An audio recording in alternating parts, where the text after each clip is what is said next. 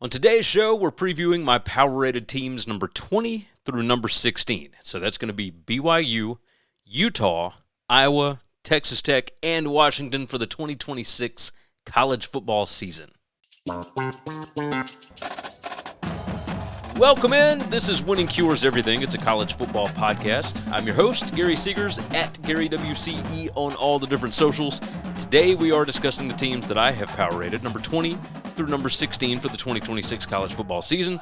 Reminder, we're doing at least a show a week until late July or early August. Then we're going to ramp things up. We're going to have more content, etc. So make sure that you subscribe, like the video, and of course, jump in the comments with your thoughts on all of these different teams. All right, let's not waste time. Let's kick this thing off.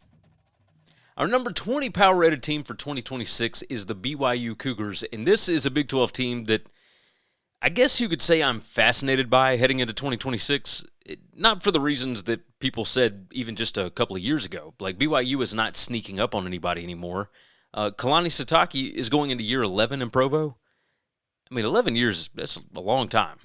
There was obviously the flirtation with Penn State, all that, crumble cookies. Everybody knows the deal if you were following this offseason. This program has stacked back-to-back elite seasons, 11-2 in 2024, then 12-2 last year, had a Big 12 championship game appearance just outside the playoff. That's not a fluke. This is a legit program. Now, there is some important context here, right? Both losses in 2025 came to Texas Tech. Both of them were ugly. You can't hand-wave that away, right? BYU went 4-0 in one-score games, which means there was probably a little fortune baked into that record. The analytics were not great, but here's the part that matters, the most going forward. This team does know how to win ball games. They did all of that last year with the freshman quarterback who didn't even show up to campus until June, from what I understand. Bear Bachmeier walked in late, won the job in camp. He started every game, threw for over 3,000 yards, completed 65% of his passes, and, of course, got to the Big 12 title game. That's a big development because they didn't know what they were going to do when Jake Retzlaff left. And the team is just so strong. They're such a good identity, such a good team. And speaking of identity, let's talk about what their identity is. They want to be physical. They want to run the football. They use their tight ends. They stay on schedule. And defensively, they want to be aggressive, right? Multiple odd fronts, genuinely annoying to game plan for. It's not, a scrappy underdog team. It's really a legitimate Big 12 contender. Does that mean national championship contender? No, not necessarily, but that doesn't mean that they're not successful. On offense, the two pieces that matter most are coming back. Bachmeier returns, and then, of course, you've got L.J. Martin at running back. Martin ran for over 1,300 yards. He won Big 12 Offensive Player of the Year. Big guy. That's a back that you can build around. When you got a quarterback that's already playing at that level as a freshman and a running back who can carry the offense on those days, your floor is pretty high, right? BYU returns 5 starters on offense, 7 on defense. It's not a total rebuild. The portal adds are solid, right? Cade Olave from Cal at linebacker. You got Kyler Casper from Oregon at receiver. Walker Lyons from USC at tight end. Packy Finau from Washington on the offensive line. And then, of course, Javen Williams from Mississippi State at corner. That's a pretty good portal haul that lets you know that the program knows that this is a pretty important season. You're not shopping for depth. You're pulling guys in for impact. They do lose some real pieces, though. Chase Roberts gone from the receiver room. That's a huge deal. You got a bunch of other guys as well. Tanner Wall, Jack Kelly, Will Farron, Sam Vander Haar. They're all out. He's the punter. Arguably, the biggest losses are not even the players, right? Jay Hill, of course, the defensive coordinator, leaving for Michigan, along with Kyle Whittingham. Gennaro Guilford, who was the defensive passing game architect, he's also gone to Ann Arbor. And, I mean, this is a pretty big hit because they'd been there for a while. You can preach scheme continuity all you want, but when the guys that are teaching the scheme and calling the plays are gone, there's always some kind of a risk there, right? Kelly Papinga takes over as DC, and obviously the cupboard's not empty. They got a lot of returning guys. He knows what he's got there. A lot of guys up front. You got Satuala back at safety. Olave gives them athleticism at linebacker. I mean, the pieces are here. But they got to prove, I think, that the system is bigger than Jay Hill. I think that's the question. Strengths are legitimate. Bachmeier and Martin, I mean, I think that's the most stable quarterback-running back combination in the conference. When you can run the ball, you keep your quarterback comfortable, use your tight ends, avoid third and longs, that's how you're going to win games in the Big 12. The front seven still has some real juice with Tanavasa anchoring that.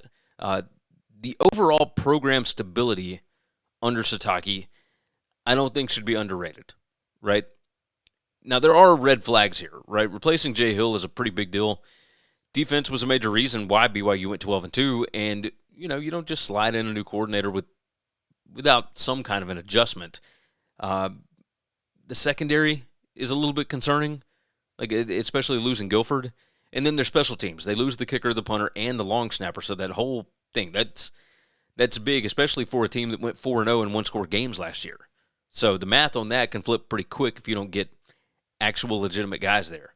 As far as the schedule, which you can see right here on the screen, this is where things get kind of spicy. They should open up 3-0. Utah Tech, Arizona, Colorado State. Arizona being at home is big. Arizona, it's not like they couldn't lose to Arizona. I mean, that was a close game last year. But that one being at home, Arizona falling off a little bit this season, I think. They should be able to handle business there. And then you start getting landmines because your bye week is in week 4. First real test is going to be at TCU. My projection has got BYU with a 54-55% chance to win that game, basically a coin flip on the road. If BYU wants to prove it's a contender again, that's a big one. You got Iowa State at home. I don't expect Iowa State to be great this season, so you should be able to handle that one. But then you get Notre Dame coming to Provo. That's one of the biggest home games in years, and BYU sitting at 23% win probability. That's not ideal, But it is a huge opportunity. But I do think it is going to take something out of you, right? And after that game, they have to travel all the way to Orlando to take on UCF, who I don't expect to be great, but that's a long trip, emotional hangover potential. UCF is coming off of a bye there. That's a nasty situational spot. It looks like a trap game because you got Arizona State. Yeah, Arizona State back at home the next week. And then, of course, you've got the Holy War on the road at Utah, where BYU is, I've got them at a 40% chance to win that game. So, Big 12 title implications for both sides. That could swing everything. BYU, I've got them favored in 10 games. Notre Dame is a monster. Utah, that's obviously a war every single time. TCU is tricky on the road. And then at the end of the season, you got to go to Kansas. You play Cincinnati and Baylor at home. Arizona State's always tough. There's potential landmines here. It's manageable. It's not clean. The range on wins, let's go ceiling floor here. The ceiling, I think, is 11-1. Bachmeier takes a sophomore leap. Defense holds, without Jay Hill. And the close games keep breaking the right way. That's a program mentality thing. I think they can handle that. The floor, 7-5. Not because they lack talent, but because if the pass defense regresses, the kicking game gets a little shaky, those close game margins flip, the schedule could absolutely exploit that. I think the most likely record here is 9-3. I don't think last year's team, based on all the stats, etc., I don't think they were really an 11-1 team, right? And that's what they were in the regular season, which there's a reason why their win total is 8.5 here. I lean to the over, but obviously be careful about the price. If you can get it near even money or so, if you can get it plus money, absolutely. If the line gets juiced up, it loses a lot of the reason why you would take it. I like Bachmeier, I like Martin, I trust Satake. I'm not going to pay a heavy tax on a team that's got coordinator turnover and specialist questions, multiple dangerous road spots, all that. So make sure that you get this at the right number. But I would lean over. If you find a flat 8, that's even better. That gives you a game to work with. Bottom line on BYU, this is not a surprise team anymore. This is a physical, quarterback-led, running back-led Big 12 contender that's got a genuine shot at the league. But there are enough questions here, enough close game dependency, and enough tough spots on the schedule that, I think every ticket's probably gonna sweat a little bit. So I think that's where that program lives now. Honestly, that's not a bad place to be. This is a successful program. But my most likely record is 9-3. Are you tired of sore knees or joints slowing you down? Go Sleeves uses built-in kinesiology tape technology to give you support, reduce pain, and help you recover faster. Use code WCE for 15% off over at GoSleeves.com. Coming in at number 19, I've got the Utah Utes, and this is one of the most genuinely difficult teams to figure out in the Big 12 heading into 2026. And let me be clear about what I mean by that. The brand obviously still looks the same. Expectations are still there. You lose Kyle Whittingham, it doesn't matter because there's a lot of continuity with Morgan Scalley. The roster's got talent. The schedule is pretty manageable when you look at it. But, you pop the hood on this thing, there's a lot going on here. Morgan Scalley takes over as head coach. Kyle Whittingham stepped away. Well, that was a weird situation. And then he takes the Michigan job. And that's significant, right? Whittingham was Utah football for over 2 decades. Scalley knows the building. He knows the culture. He knows what the program is supposed to feel like. But, again, this is a first-time head coach. Like, knowing the building and running the building are 2 different jobs, right? He's not been a head coach before, and he's replacing a legend. And that's a big deal. Utah went 11-2 last season. They had a rough 2024, so it's not a program coming off of a disaster here. The Utes are coming off of a big year. The question is, of course, whether they can keep that same physical grown man identity while replacing a ton of pieces and breaking in a new staff at the same time. The style should still be Utah. You run it, you play defense, be tougher than everybody else, keep a mobile quarterback involved in the run game. But you got a new offensive coordinator, Kevin McGivern. The passing game has got to become a genuine threat, not just window dressing. Like, if Utah wants to win the Big 12, the offense needs another gear.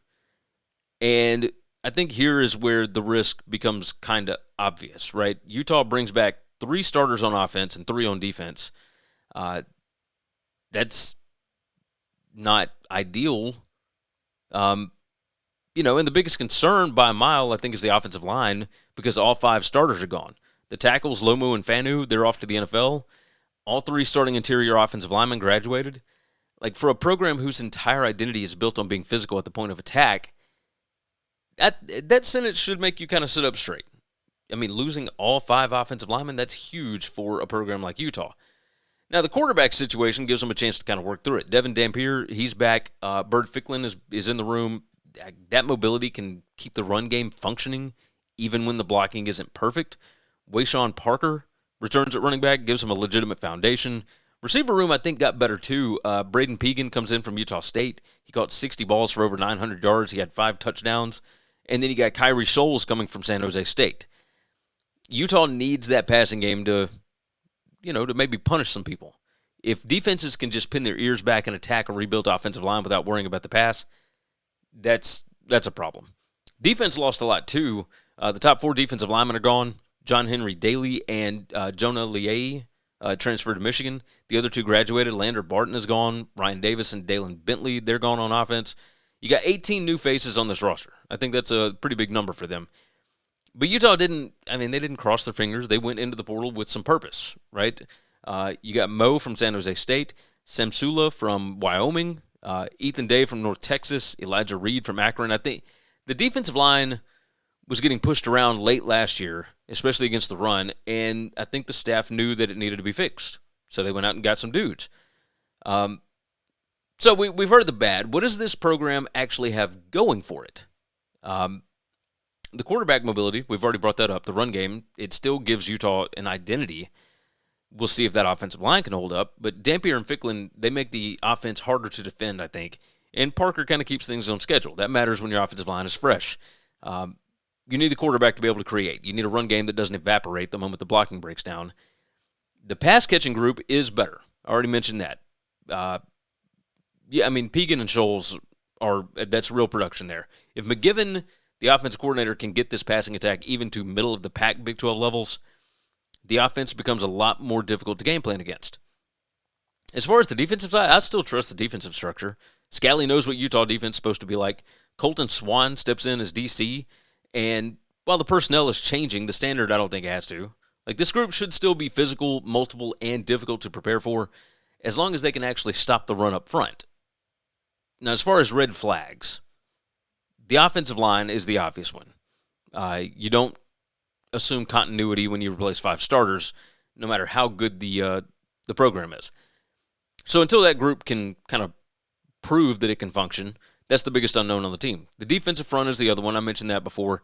They added portal pieces, but they got to prove they can hold the line against physical offenses. It was an issue late in 2025. It could probably become one again.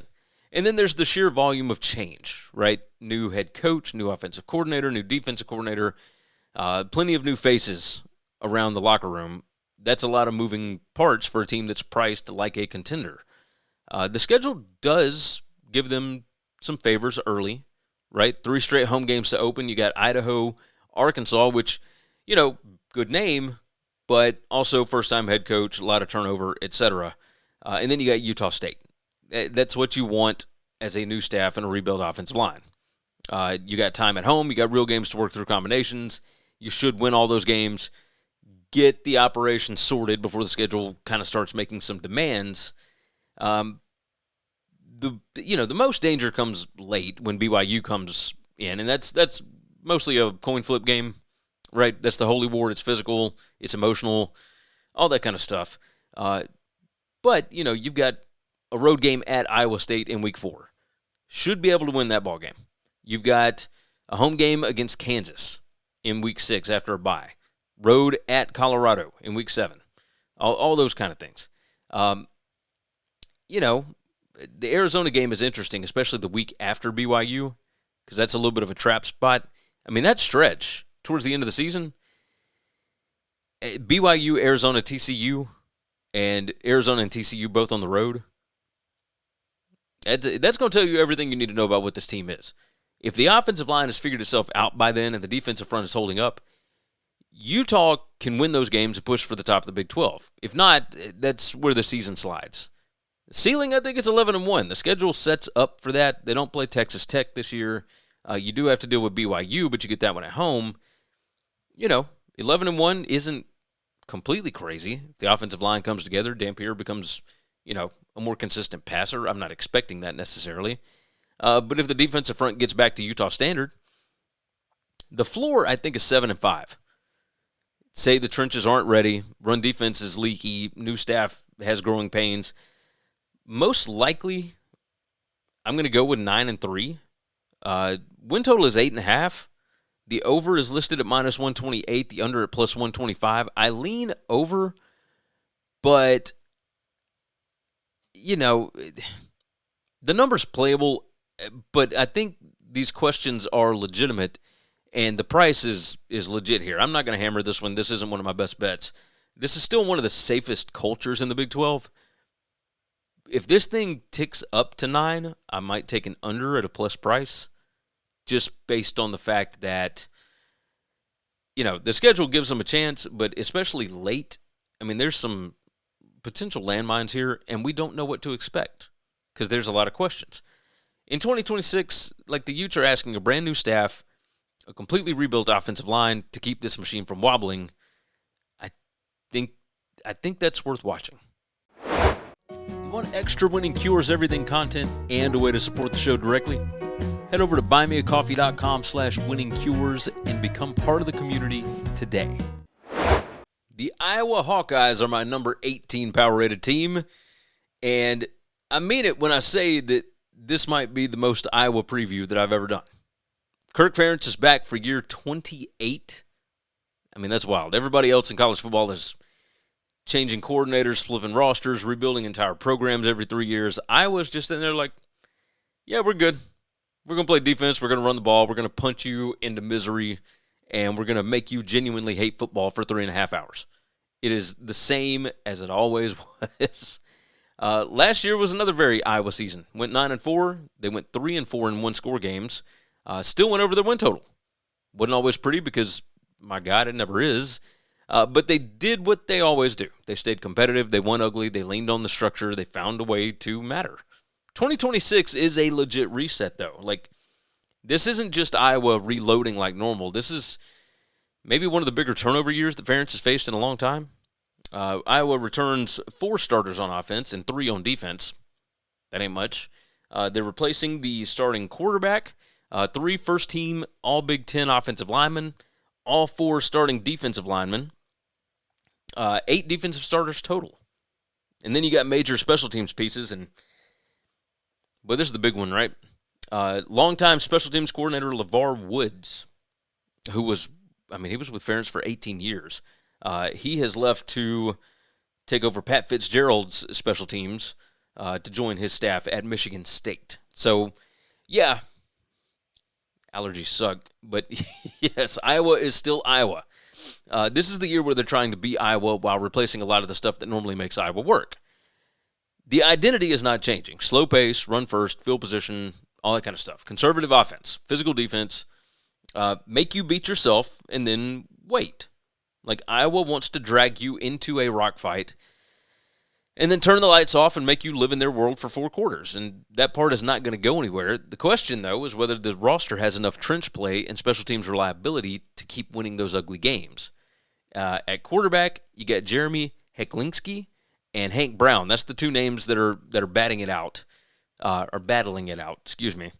And that competition matters because Iowa doesn't need a superstar back there. Like, nobody's asking him to throw for 4,000 yards, even in this new offense. But they do need competence. Protect the football, find the tight end, convert third and medium. Don't turn a 17-14 game into a funeral. Sounds like a low bar, but with Iowa, that's often the entire margin between 9 wins and 6 wins. The run game has a real foundation with Makari Moulton. He's back after running for 878 yards and 5 touchdowns last year. That matters. Iowa's offense is not built to chase shootouts. It's built to shorten games, control possessions, keep the defense in manageable spots. If they can't run it, the whole plan goes sideways. And in the passing game, the tight end, DJ Vonami, hopefully I say that right. Iowa fans, you can correct me. It gives the new quarterback somewhere to go, right? He led the team last year with 434 receiving yards. He had 3 touchdowns. For this offense, for a new signal caller that's finding his footing, the tight end needs to be that reliable piece. It's survival gear, basically. Iowa went into the portal at a program record level. They added 16 transfers this time, 3 receivers, 4 defensive linemen, 4 defensive backs. They got safety Tyler Brown from James Madison. They got a new kicker, Eli Ozick, punter Tanner Philpott. The staff looked at this roster, knew what it needed. They needed bodies. They needed competition. They needed answers at certain positions that Iowa usually has, grown men ready to handle. The losses are pretty real, though. Mark Gronowski's gone at quarterback. He really melded into that role eventually last year. Logan Jones gone at center. He wasn't just any center. He won the Remington Award. 3 first-team All-Big Ten offensive linemen are gone. All 4 starting defensive linemen. Caden Wetjen gone. The place kicker, the punter, LeVar Woods. I've already mentioned these. That's a lot of Iowa-ness that's walking out the door at the same time, which is why the biggest strength right now might not be a player. The biggest strength might be the program itself, right? Ferentz is there. Phil Parker's still there doing his thing. The culture that knows how to develop guys, teach defense, and make opponents uncomfortable, it's not gone. It's still there. There are teams where this much turnover would make me say, like, I'm out, whatever. But with Iowa, you at least pause because the staff has earned that. Parker, in particular, is the reason that you don't run off the defense entirely. Replacing 8 starters is huge, but this system has been the backbone of this program forever, and they know what they're trying to be. Zach Lutmer gives them a real centerpiece in the secondary. He was second-team All-Big Ten last year. He can play safety. He can play corner. He can play cash. That versatility matters when you're rebuilding around him. Now, obviously, there are red flags. I've brought up a few of them. Quarterback uncertainty is number 1, right? If Hecklinski or Brown is competent, Iowa survives. If the position is actively hurting them, it does get ugly because I don't think there's enough margin everywhere else to be able to cover that. The offensive line is number 2. You don't lose 3 first-team All-Big Ten linemen, including the best center in the country, and assume that the run game is going to hold up. I think that's just wishful thinking. The defensive front plus special teams turnover, that's number 3, because that's the Iowa formula. You got to win up front. You got to flip the field. You got to make teams drive 80 yards against Phil Parker. if those two things aren't what they normally are, Iowa loses the hidden edge that made them so hard to beat. As far as the schedule, it's kind of got two different personalities here. Iowa should open up 3-0. Northern Iowa, Iowa State, and Northern Iowa, all of them at home.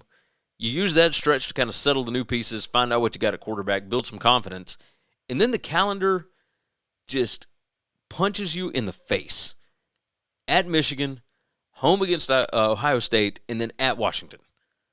3 games, all brutal, for a team that's breaking in a new quarterback and rebuilding both trenches. Like, I was going to be a heavy underdog, I think, in all 3. And maybe not a heavy underdog in all 3, but they're certainly going to be dogs in all 3 of those. Could they steal one of them? Like, sure. I think that's one of the most on-brand things in the history of Iowa football. But you can't build a projection around that. So then after the brutal stretch, the schedule settles into exactly what you would expect, right? Minnesota on the road, Wisconsin at home, at Northwestern. Then you got Purdue at home, at Illinois, and then Nebraska at home. Like, those are all Iowa games. 20-17, 17-13, weird special teams play. Somebody gets a third down stop. Somebody throws a pick. Everybody goes home annoyed. Like, that's their neighborhood. The key swing games for me, though, I'm going to go with Iowa State early, and then Washington on the road, and Illinois late. You win enough of those, you can get to the number. You split too many, you're sitting at 7-5, wondering what happened. I think the ceiling for this team is 9-3. Say the quarterback stabilizes, Phil Parker reloads that defense faster than expected. New special teams hold up. So if the ceiling is 9-3, I think the floor is still a bowl team at 6-6. Like, there's plenty of losable games here. Offensive line rebuild struggles. Defensive front gets pushed around. Iowa stops winning the hidden yardage battle that defined their entire program. Most likely, I've got them at 7-5. Now, the win total is 7.5. The over at -105. The under is +120. These are best numbers. My lean is to the under. Now, that's not me saying that Iowa falls apart. That's not how this program operates. But replacing this much in the trenches at quarterback and across the defense and special teams, all while Michigan, Ohio State, and Washington show up in a 3-week window, that's a lot. You could be 3-3 before the bye week and then have to go on the road to Minnesota, which is losable. Wisconsin at home is losable. Northwestern on the road, yeah, that's losable too. I don't think you're going to lose to Purdue, but then at Illinois and Nebraska back-to-back, that's, look, Iowa is still the Big Ten's king of the rock fight. They just might not have quite enough of the right pieces this year to drag every ugly game across the finish line. That's what I'm concerned about. So the strength of schedule is pretty difficult. It's easy enough in the Big Ten. But that 12 on that graphic threw me off. But I'm looking at 7-5. Like, I know that my projected wins has them at 8.16, but that under +120 looks a little juicy to me. Hit that subscribe button and make sure to like the video. And if you're listening to the podcast, of course, make sure and visit Winning Cures Everything on YouTube at youtube.com/winningcureseverything so you don't miss any of our college football coverage this season. All right, the Texas Tech Red Raiders are my number 17 power-rated team. And I'm not sure if there's a team in the Big 12 with a bigger gap between this roster is genuinely scary and, boy, we really got to figure out this quarterback situation, right? And I know Texas Tech fans, I'm sure, are like, number 17? Did you see the team that we just bought? Like, what are we talking about? Look, Joey McGuire is heading into year 5. Program is coming off a monster season, like 12-2 last year, one of the top teams, well, the top team in the Big 12. And for most of that run, they were not just beating people, they were absolutely embarrassing them. Only regular season loss was by 4 at Arizona State. Every other win before the playoff came by at least 3 touchdowns. But the season ended ugly, right? 23-0 loss to Oregon in the CFP quarterfinals. That's not a great closing image. It does not erase what the program has turned into. Like, forget the old Texas Tech stereotype, points, tempo, passing, all that kind of stuff. In a defense that typically treated tackling like it was a suggestion, That is not this. This team is physical. They are aggressive. They are portal built. They are loaded in the backfield. They are pretty deep at the skill spots, dangerous up front defensively. It looks like the bully roster of the Big 12.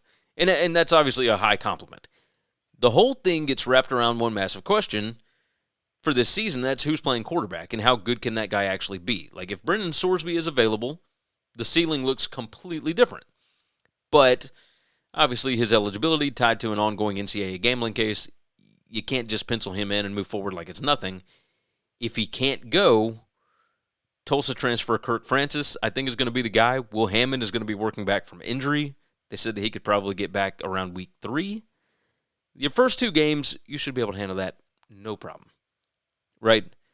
But the distinction matters. It's the difference between Texas Tech might run the league and Texas Tech might run the league, just not compete for a national title. Like Sorsby, I think, is that kind of a difference. The returning production gives you a lot to work with either way. You got 6 starters back on offense, 6 on defense. Cameron Dickey and Jacoby Williams, they're both back at running back. 3 offensive line starters return. You got Sampson, Ponton, and Wilson back there. Terrence Carter Jr. back at tight end. It's not a bare cupboard. Pretty loaded pantry for an offense to operate out of. The portal class reflects exactly where the program thinks it is, right? Kirk Ferentz is coming in from Tulsa. He was supposed to be like the 3rd-string guy.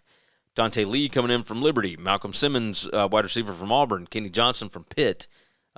Jordan Church from Louisville on the offensive line. Defensively, I mean, they loaded up again. You got Trey White from San Diego State.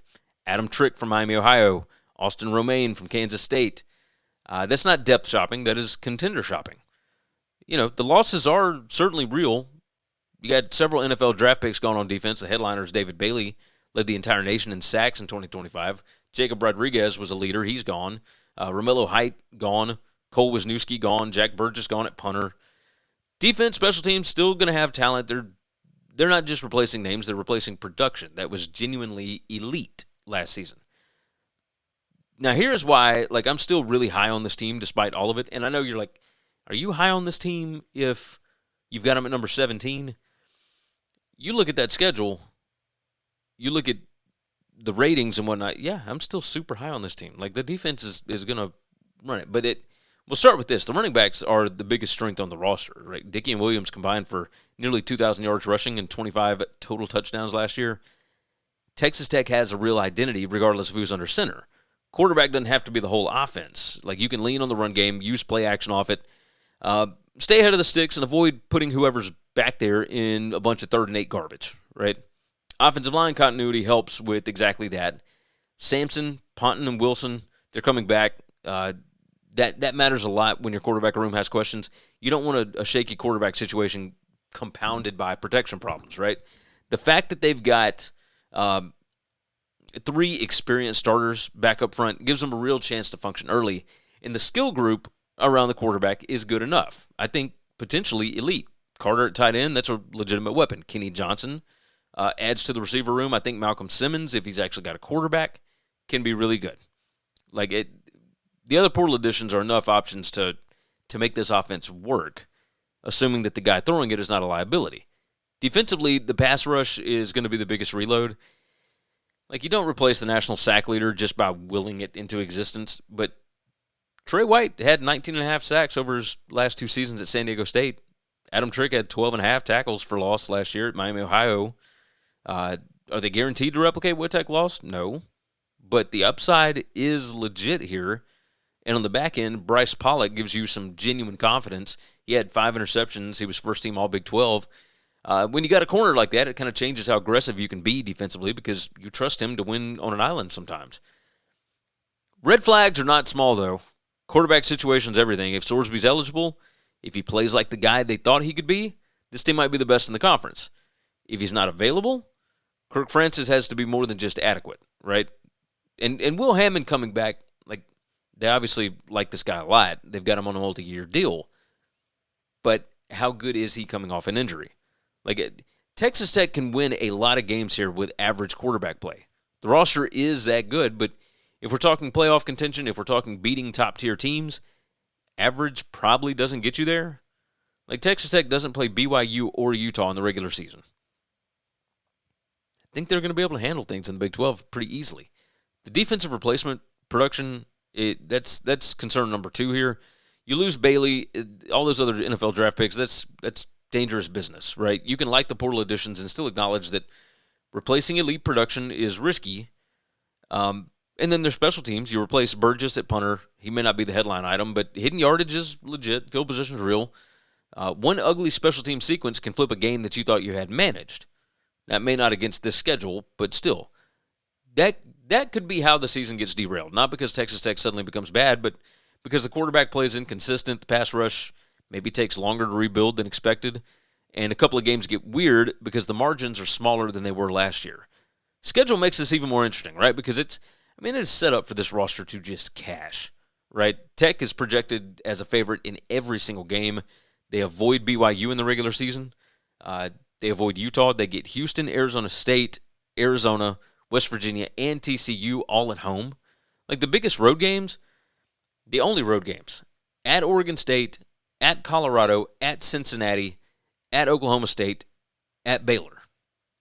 Like anything worse than 10-2 is going to feel like a complete, hell, 10-2 would feel like a complete disappointment.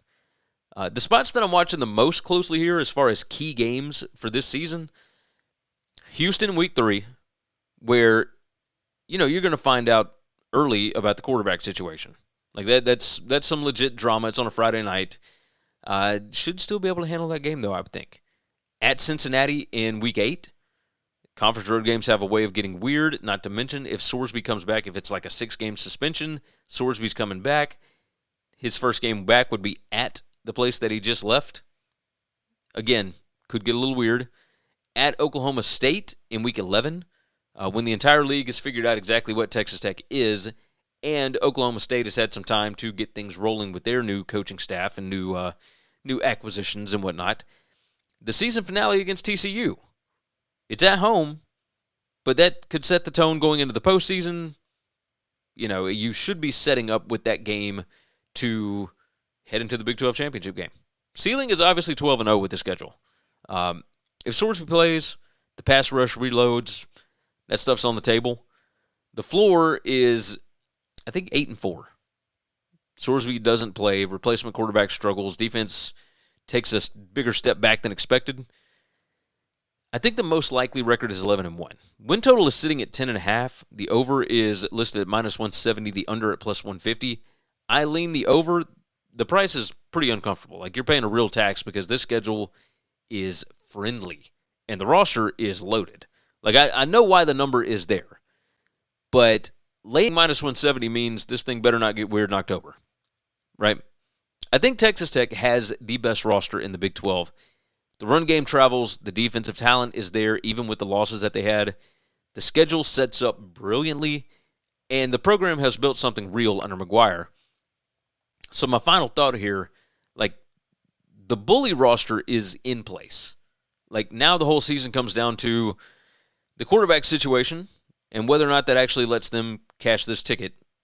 And then we'll see what kind of a contender they are once we get into December. Shirts, hoodies, hats, and more. The latest WCE merch is now available. Support and rep your favorite college football show today. Just visit winningcureseverything.com/store. If you can't watch the show live, no problem. Subscribe to the Winning Cures Everything audio podcast and never miss an episode. Of course, make sure that you leave a 5-star review. And don't forget, it's available everywhere you get podcasts. My number 16 team, power rated for 2026, is the Washington Huskies. And honestly, the headline here, pretty straightforward. This team's dangerous. They're trending up. They got a real quarterback. But we still need to see them actually punch somebody at the top of the Big Ten. Right? Jed Fish heading into year 3. Huskies went 9-4 last season. That's a good year. Nobody should downplay it. But the gap between good and legitimate Big Ten contender showed up pretty clearly when the schedule got hard. Like, Washington lost to Ohio State, Michigan, and Oregon in games where they were outgained by in most of them, more than 150 yards each time. And then they dropped that 13-10 game at Wisconsin late in the year. That's one that still lingers because the offense had genuinely taken a step forward overall, but when they ran into better defenses and the more physical teams, it got uncomfortable fast. So 2026 isn't about proving they can be competent. They already did that. Now it's about climbing into that next tier. The identity of this team's fun. Quarterback-driven offense. They've explosive upside. An offensive line that's starting to look like a real asset. And a defense that Ryan Walters is actively retooling with more athleticism, more length, more portal pieces, right? This feels like a Big Ten riser. But Washington, I don't think, is a finished product just yet. Biggest reason for optimism starts and ends with Damon Williams Jr., right? He's back. That matters enormously. Obviously, weird stuff went on with the transfer portal back in January. It is what it is. When you got a quarterback that threw for over 3,000 yards and 25 touchdowns, that can also hurt people with his legs, you got a chance every Saturday. Like he's the guy who turns a broken play into a 30-yard gain and just makes defensive coordinators start chewing on that laminated call sheet, right? That's a real weapon. The nice part is Washington isn't putting him behind duct tape and wishful thinking. Right? They bring back 4 offensive line starters. You got Mills, Hatchett as a party, and they added 5-star left tackle Cody Green. That's a real investment. When the offensive line is functional, Williams isn't just scrambling around trying to save drives by himself. Like, he can operate within a real offense. Washington returns 7 starters on offense, 5 on defense. So there is meaningful continuity relative to a lot of teams in this league. I mean, the losses are still legit. They're not just depth chart names. Denzel Boston's gone. Jonah Coleman's gone. Carver Willis, Adam Muhammad, Raiden Vines-Bright, they're all gone. Multiple defensive contributors, they're at the door too. Quarterback and the offensive line are back. Skill talent has to reload. It's got to reload quickly. Portal class is designed to help, right? Christian Moss comes in from Kennesaw State at receiver. Jaden Lamar from Oregon at running back. You got Colt Diederich from Sam Houston at right tackle. Defensively, they had Deshaun Watts from Sacramento State, Darren Conley from Ball State, Kai McClendon from Mississippi State, Emmanuel Carnley from Virginia, and they addressed specialists as well. Tyler Robles at kicker, Hunter Green at punter, lots of new faces, and the defensive front especially needed the reinforcements here. So let's talk about what this team's actually got going for it. Williams is strength number 1. I don't think it's particularly close. He gives Washington one of the better offensive engines in the entire Big Ten. The production is already on tape. The mobility is already on tape. If he takes another step forward in year 2 of this system, like Washington will be a real problem to game plan for. The offensive line, I think, is strength number 2. You got 4 starters back plus Cody Green. Gives them a legitimate chance to be better up front, and I think that's enormous in this conference. Like, you're not surviving Big Ten football games with a run game that's decorative and a quarterback that gets knocked sideways every third and drop back, right? Washington has a real shot at being more balanced this year. As far as the defense, in the middle of the defense, I like what they got. Jacob Manu, Alexander, and Rainey Sale. That's a linebacker group with a chance to be one of the better units in the Big Ten, right? Alex McLaughlin, Ryland Dillard-Allen, they're back at safety. Carnley adds another upside at cornerback. Quarterback, offensive line, linebacker, safety, like those are solid foundational pieces. Let's talk red flags. Replacing Boston and Coleman, that's the obvious one, right? They weren't just names filling roster spots. They were legit dudes, and they need whoever steps into those spots to actively create explosive plays because you can't ask Williams to just will this offense into big moments every week. Like, that works sometimes. It's not going to work against the top of the Big Ten week after week. The defensive line is the second concern. They lost multiple contributors up front, and while the portal additions are going to help, they still have to prove they can hold up against teams that want to lean on them physically. That was the issue last year. Like, when Washington played those better teams, they got pushed around too often. Even against Wisconsin, that was the thing. And that's a thing that has to change in this conference. The pass rush and the run defense have got to be more reliable overall. If you can't affect quarterbacks, you can't consistently stop the run, the best teams in this league are going to exploit it. Like, it's not a theory. That's what happened in 2025. Now, the schedule is set up to help them build, right? Washington opens with 4 straight home games. Washington State, they should be able to handle that one pretty easily, even in a rivalry spot. Utah State, Eastern Washington, Minnesota. That Minnesota game is interesting, especially the week before you go to USC. But that's exactly what you want when you're replacing skill production and integrating a bunch of new defensive pieces, right? You get things right at home, figure out your combinations, don't put yourself in an early hole. But that week 5 is when things get real, right? At USC, that's the first true measuring stick, That's where you're going to find out if Washington's fun or if they're actually dangerous. Week 6, Iowa comes to Seattle. Completely different kind of test. It's not a track meet. It's a toughness game. Can you stay patient? Can you avoid mistakes? Can you grind through a game where every possession feels like you're dragging a cylinder or a cinder block uphill, right? November gets pretty serious. You got Penn State at home in Week 10, Indiana in Week 12, road trips to Nebraska, to Michigan State, who, interesting, right, with Pat Fitzgerald, and then Oregon at the end. Toughest projected spots are going to be USC, Indiana, Nebraska, and Oregon. I think those games will define the entire season. Washington has a clear path to 8 wins, but if they want more than that, you got to win toss-up games. Handling the obvious ones, calling it a breakthrough, I don't think that's going to cut it. The ceiling is 10-2. Williams takes another step. The receivers grow fast. The running back room reloads. Defensive front overachieves, all that. The floor is 6-6. How do you get to 6-6? Let's say losing Boston and Coleman hurts more than expected. Nobody steps up. The defense keeps getting shoved around by physical offenses on the schedule, and there's a lot of them. The most likely record for me is 8-4. The win total is 7.5. The over is -150. The under at +140. Like, I lean over, but I don't like the price at -150. I mean, Washington should be good enough to get to 8 wins. The schedule gives them enough manageable games to get there, but laying -150, you kind of need to be comfortable, and I don't know if this situation earns that comfort level yet. But, most people will believe that when you got a quarterback like that and you're returning all those offensive linemen, oh, yeah, they're going to win 8 games easy. Sure, why not? There's a bunch of losable games on the schedule. The upside is real. Like, the quarterback is real. The offensive line is real. But this is a team that still has to prove it can handle the heavyweights when the moment shows up.